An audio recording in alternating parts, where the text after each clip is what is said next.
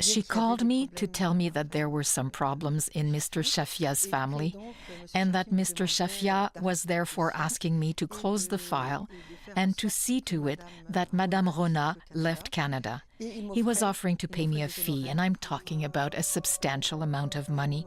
He was offering to pay me $10,000. She declined the offer.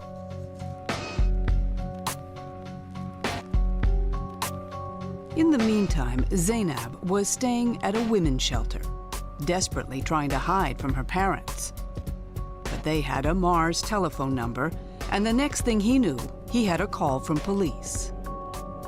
It was a lady, and she said, we have a complaint against you for that you kidnapped Zainab. Kidnapped her? Yeah. I'm like, okay. So I'm like, who said that to you? She's like, the father and the brother. Zainab then took the phone and told police she wanted nothing to do with her family. The officer agreed that at 19 it was her right, and she called the Shafias back. She told them that, listen, she is with Amar. She left on her own. We don't want you guys to call her or even call me and bother her, bother both of them. Leave her alone. If we hear any complaint from them against you guys, then we'll have to take actions. But the warning to stay away didn't work. Amar and Zainab had made it clear they wanted to get married. Soon her mother, Tuba, was at the shelter in tears, promising to arrange the wedding if only Zainab would come home. To Amar's everlasting regret, he encouraged her to go. So I'm like, you should think about it. Maybe they're serious. Maybe because what made me believe the most that when she said that if you're scared of your father, I'll leave him, I'll go rent out a separate apartment, and you could come live there until you get married, and then I'll go back and live with them. That made me believe that, okay, she's actually serious about it.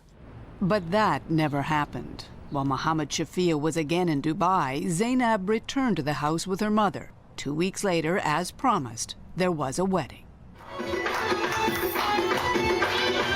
Amar still remembers that day as the happiest of his life, but the celebration was doomed to be short-lived. His family didn't like the arrangement any better than Zainab's. The empty seats at the reception were a sharp rebuke to a family obsessed with honor. To this day, Amar still doesn't understand what happened next. There was a 15-20 minute talk between her and her brother and her mother. I don't know what happened during those 15-20 minutes. She came up to me and she told me, I can't do this. So I don't know what they told her, because she was crying and she's like, I love you, but I cannot do this. Cannot come, I cannot leave my family. What do you think of that? Till today, I'm still thinking about the answer. I'm still looking for the answer. I don't know what they told her. Oh, it felt terrible that a day before I get married and I'm so happy, and not even 24 hours later, it's just everything is finished. As quickly as they were married, the couple was divorced. 6 weeks later, the bride would be dead. Today, Amar has no doubt the wedding was part of a much bigger plan.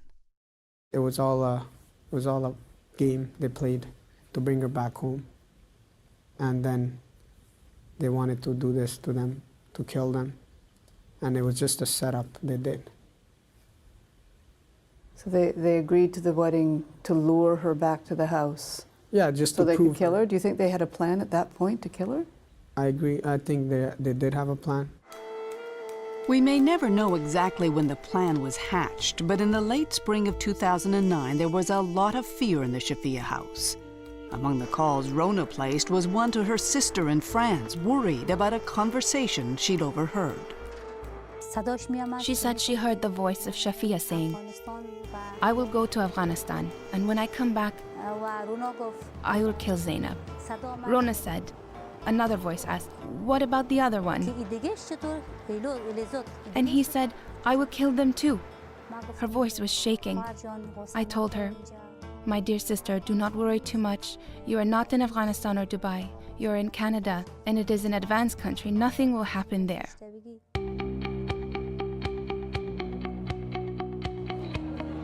By now, Sahar also had a boyfriend. Ricardo Sanchez was from Honduras, and he had to be a secret too. If she would have mentioned that she had a boyfriend who was Latino, it would have created problems with her family. As with her sister, dating was an exercise in subterfuge. One day, Ricardo and Sahar were also caught by her brother.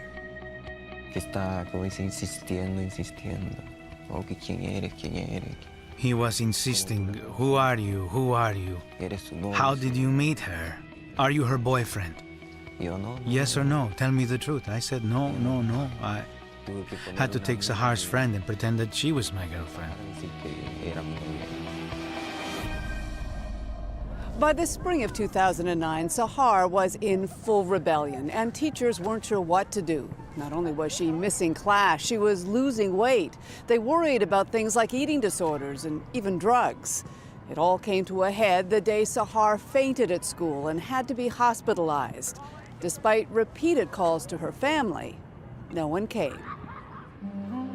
And so the school placed another call to child welfare. When the teacher called, she said she was concerned for Sahar's life. But the person at the other end said, since she was 17 and a half, almost an adult, they would not deal with the complaint and suggested Sahar look for help elsewhere. The school was aghast. Insulted. Outraged.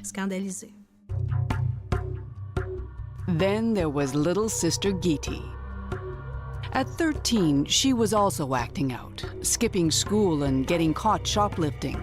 At one point, she told her teachers she wanted to be put in a foster home. In notes and in cards, it's clear Giti idolized her big sisters, especially Sahar. It was her dream that when Sahar finally did leave home, she'd take Giti with her. But it was never to be. By June, the plan was in place.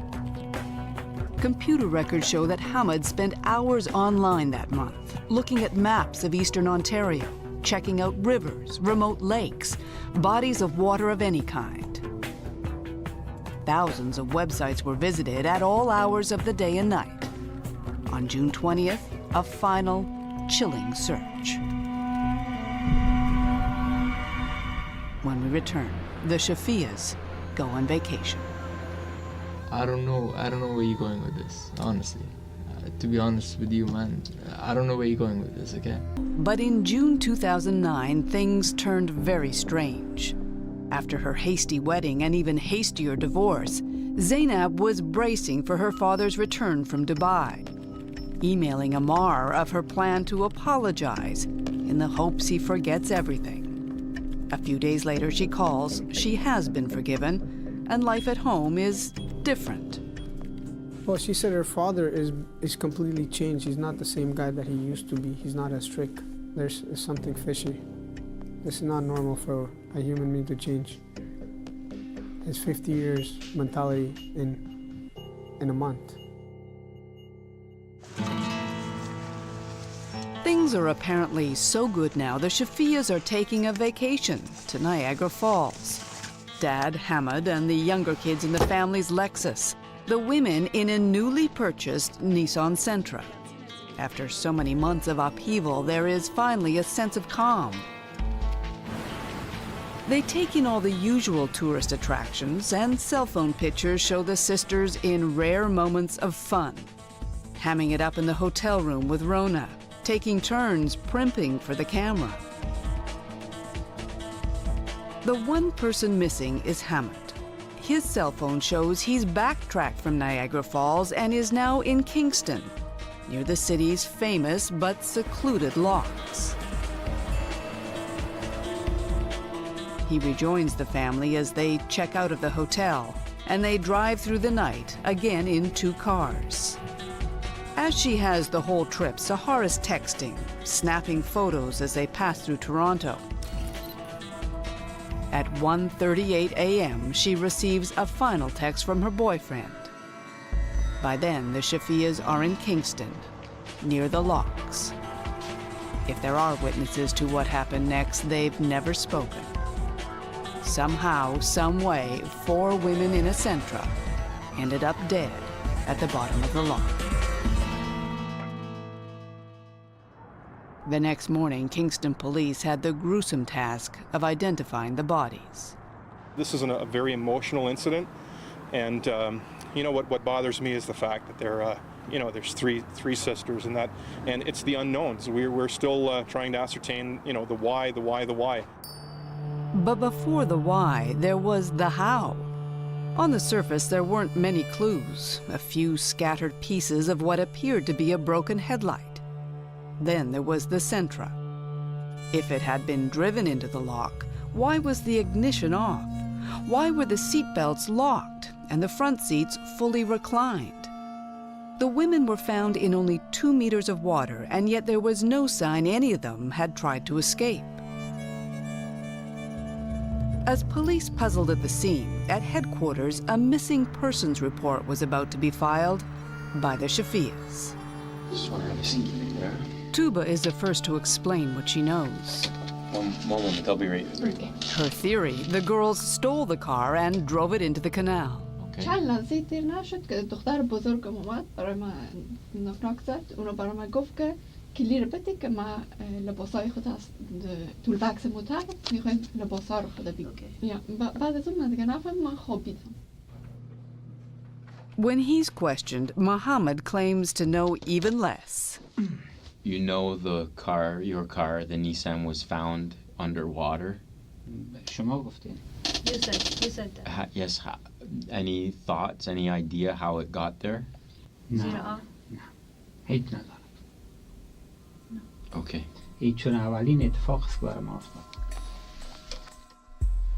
By the time Hamid takes a chair, he's defensive. Man, you know what?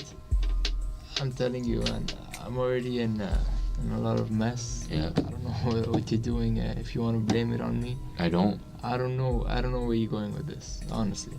But Hamid shares one piece of information that will prove critical. At 7:30 that morning, he placed a call to 911, reporting an accident with the Lexus. Hello. Had an accident on San Yunus. Are you injured, sir? No, just car damage. Oh, okay. How many cars are involved? One. It's with the pool. Strangely, it happened in an empty parking lot, and not in Kingston, but 300 kilometers away in Montreal. When police searched the Shafia's garage in Montreal, they found the Lexus with a broken headlight, unaware that by now the police were onto them. Wiretaps and intercepts from listening devices placed in their cars revealed the shocking truth.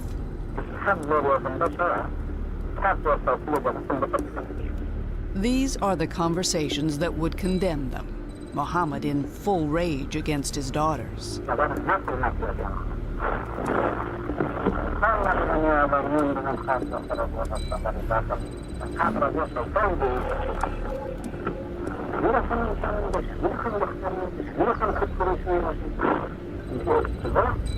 At one point, Tuba sounds almost remorseful.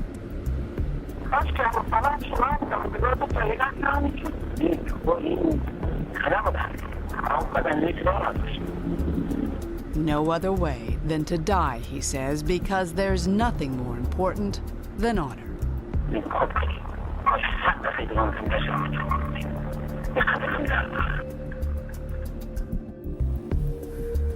It took police only 3 weeks to crack the case.